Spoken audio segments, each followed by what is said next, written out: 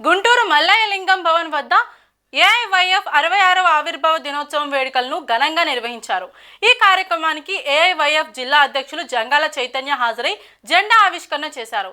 ఈ సందర్భంగా చైతన్య మాట్లాడుతూ కేంద్రంలో అధికారంలో ఉన్న నరేంద్ర మోడీ ప్రభుత్వం దాదాపు 12 సంవత్సరాలు పైబడి అధికారంలో ఉన్నారు. అధికారంలోకి వస్తే ప్రతి సంవత్సరం 2 కోట్ల ఉద్యోగాలు ఇస్తారని యువతకు మాట ఇచ్చి ఆ మాటను గాలికి వదిలేశారని మండిపడ్డారు. దేశంలో యువతకిచ్చిన మాటను గాలికి వదిలేసింది.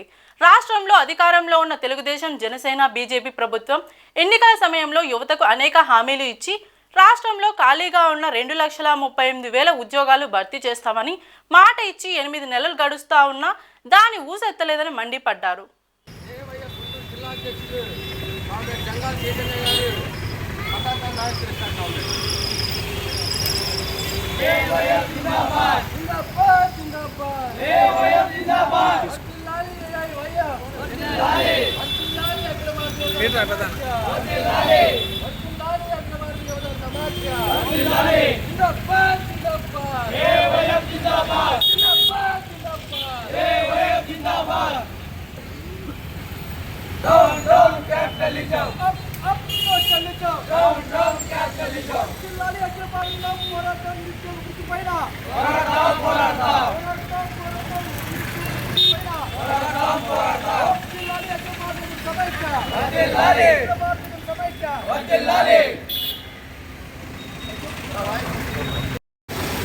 కామ్రేడ్స్, ఈరోజు అఖిల భారతీయ జన సమైక్య ఏఐవైఎఫ్ 66వ ఆవిర్భావ దినోత్సవాన్ని గుంటూరు నగరంలో జరుపుకుంటూ ఉన్నాం.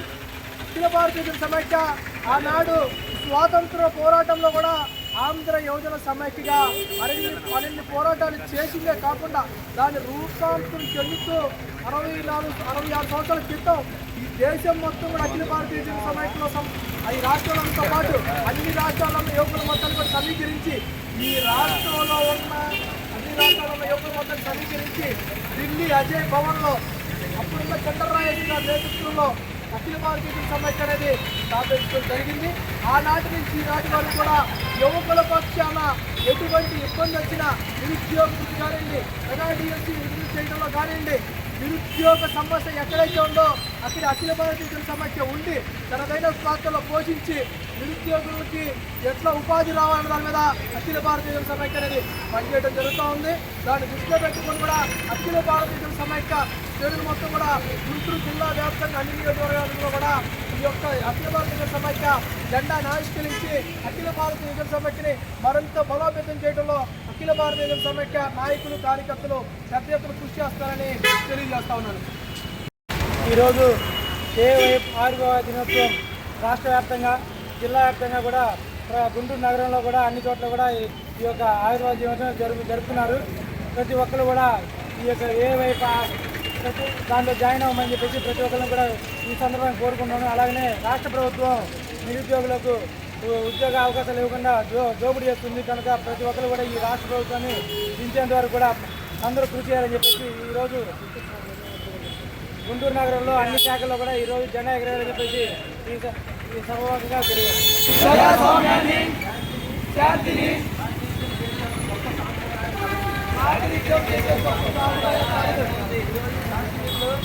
కాశ్మీర్లో ప్రాంతంలో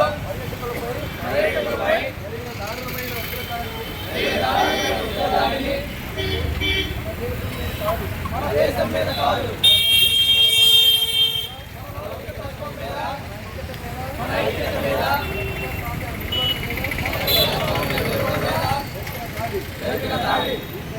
ఈ చర్యలు మత ఉన్మాదాన్ని రెచ్చగొట్టి సామరస్యాన్ని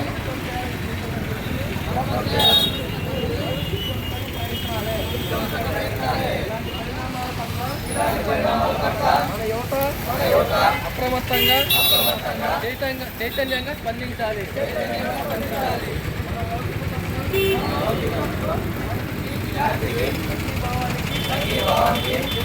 నిలవాలి. అసహనం కంటే అవగాహన, దేశం కంటే సంయమనం